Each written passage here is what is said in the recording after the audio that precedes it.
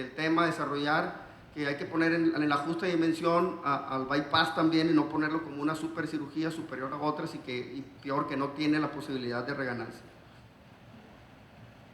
Entonces, hemos identificado estos tres factores: la alteración secundaria de la anatomía quirúrgica. Importante aquí, hay pacientes que por X o por Y se hizo una mala técnica, entonces esos pacientes o tienen un pause muy grande o las asas muy cortas, no sé, pues no, situaciones que yo creo que deben de verse aparte, esa mala estructura por lo que sea, a veces por una dificultad técnica. Entonces esos debemos de ponerlos aparte. Eso es una cirugía que hay que remodelarla, hay que decirle, no precisamente como esa conversión por pérdida de peso, porque el paciente se esforzó, etc. Es una situación que debemos identificar muy bien.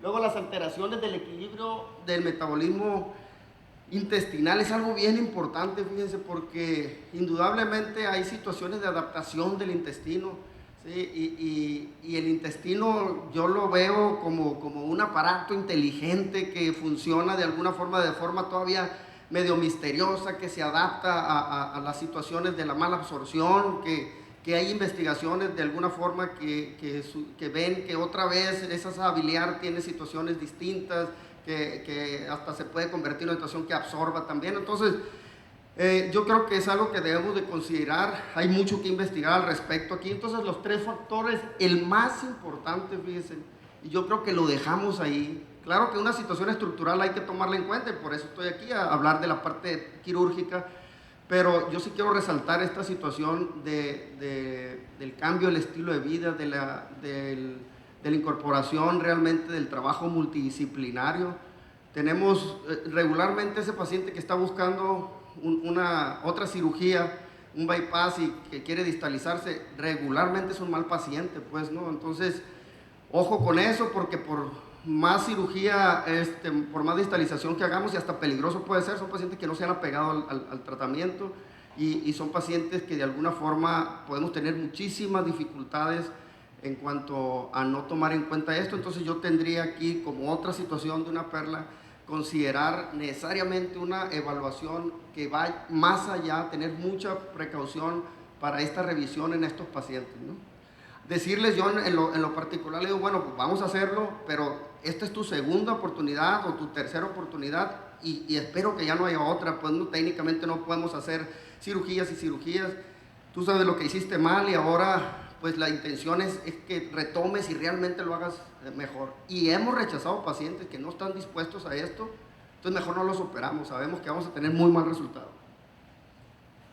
Entonces, en cuanto a la alteración de la secundaria en anatomía quirúrgica, hay situaciones del PAUS, situaciones de candy cane, de la asa alimentaria, que están bien descritas, y en esta revisión de artículos encontramos algo bien particular. Pues si hubo una revisión después de 6-7 años endoscópica en pacientes, no precisamente todo reganancia, simplemente revisada por endoscopía, y en esa grande serie no se encontró una diferencia en cuanto a la situación de las alteraciones del PAUS, ni tampoco de las asas. De las asas sí hubo alguna situación con respecto al canal común, sí, pero en distalizaciones muy largas que sí eran pacientes que sí tenía que ver en la parte anatómica.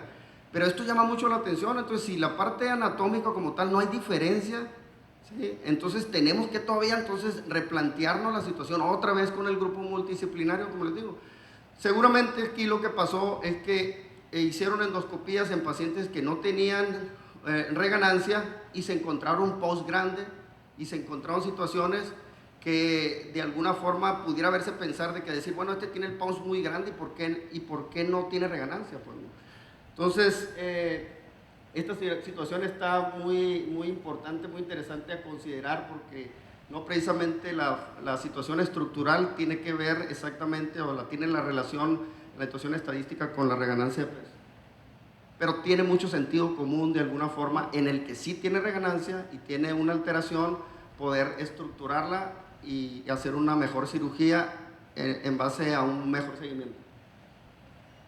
Ahí está esto que muchos hemos encontrado en las partes endoscópicas. En la alteración del equilibrio, pues son situaciones que tienen que ver otra vez con el aumento el aumento de la grelina, con la situación de estos incretinas, del GLP que otra vez vuelve a disminuir, etcétera, ¿no? Lo que hablábamos de la adaptación del intestino delgado. Entonces, el estilo de vida, les digo, será muy interesante tomarlo en cuenta. De manera lamentable, pues no tenemos mucho tiempo pero sí tenemos la opción de poder realmente cada uno de nosotros darle realmente la importancia. A veces lo queremos ver como un requisito. A veces esta parte, principalmente en aquellos centros donde se operan pacientes que vienen de otros lados, no se le da tal importancia, pues, y yo creo que tenemos que ser muy incisivos de involucrar realmente al grupo multidisciplinario, que no sea como solamente un requisito por cumplirlo. Yo sé que es algo difícil, de forma nosotros afortunada. Yo regularmente opero pacientes locales, tenemos el 90% que son pacientes mexicanos y un 10% de pacientes que vienen de fuera. Entonces tenemos un muy buen seguimiento nosotros, arriba del 70%, pero a un año, pues también después de un año es muy difícil seguir un paciente. Estamos viendo la estrategia por tenerlos de alguna forma con 2 años, por alguna otra vía. Nosotros tenemos alrededor de un 70%, 70-75% de seguimiento de los pacientes a un año. Entonces, miren, encontré esta parte de qué es lo que se está haciendo con respecto al bypass, y todos nos gustaría que la opción endoscópica, ¿sí? que mucho viene muy fuerte, fuera lo mejor, pero realmente al momento no hay la evidencia todavía para decir que es el camino a seguir, ¿sí? Yo creo que se tienen que hacer mejor las cosas. Las situaciones, ni la aplicatura endoscópica, ni la escleroterapia, ni el argón, ni situaciones de tipo endoscópico han mostrado en los estudios realmente un beneficio en este tema del paciente con bypass y reganancia. Entonces, esto es, les digo, algo que pues a veces nos puede frustrar, principalmente a los que lo hacen y pueden decir, no, es que sí resulta. Bueno, en los estudios, ¿sí? En la revisión que hicimos, no hay una situación realmente significativa en la parte estadística que nos pueda decir por ahí es el camino, cuando menos ahora, ¿no? Y de lo que encontramos con respecto a los abordajes, pues lo que más de alguna forma pudiera dar resultado es esta conversión al fluido denal. Ahorita platicaba con el doctor Unson, que yo creo que es el que más experiencia tiene, y pues él como experto me dice que no lo recomienda, que no es algo que... Y yo la verdad, en el sentido común, yo no quisiera nunca hacer una conversión de ese tipo, ¿sí? Estamos hablando del PAUS, conectarlo otra vez al remanente gástrico y luego hacer después esa parte del fluido denal. Entonces me hace la verdad algo muy desafiante. Afortunadamente existen otras opciones. De todas estas que hemos visto, a la que nosotros nos ha convencido es esta parte de la distalización con este concepto TOL, que es esencialmente la técnica que vamos a abordar. ¿Cuánto tiempo tengo? 5 minutos. Okay. Entonces, aquí no tengo un señalador. Este es un metaanálisis, un estudio amplio de cómo se ha comportado, y ven esta parte de abajo, principalmente las partes endoscópicas, la verdad con no muy buenos resultados. Lo que mejor se ve ahí, 132, en 132 meses prácticamente los resultados, miren, de la derivación biliopancreática más fluido denal. Pero la verdad, una conversión de esta, pues, no fuera algo que yo lo recomendara y que lo pusiera ahí como realmente una opción, ¿no?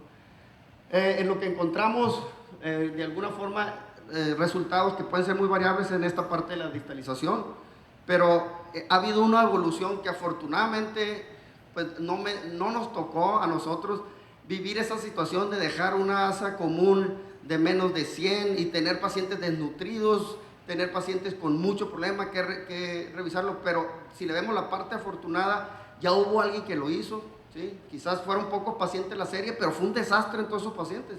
Entonces, la segunda situación muy importante de reconocer es que no debemos de distalizar, ¿sí? a menos, ahorita la tendencia a menos de 2.5 o 3 metros en el asa común, ¿no?